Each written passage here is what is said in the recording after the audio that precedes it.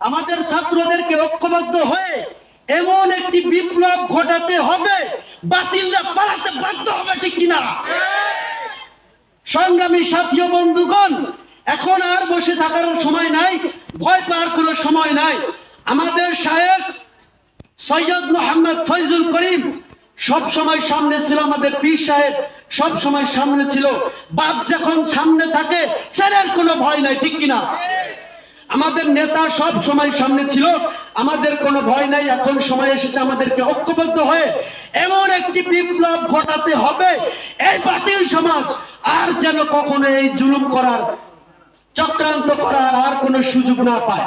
এর জন্য এখন আমাদের সমাজ, আমাদের ছাত্র সমাজকে ঐক্যবদ্ধ হতে হবে। কোনো কাদাকাদি ছোড়া নেই, আমাদেরকে এখন ঐক্যবদ্ধ হয়ে একটি বিপ্লব ঘটাতে হবে, একটি বিপ্লবের চিন্তা আমাদেরকে দেখতে হবে। এই বলে আমার সংক্ষিপ্ত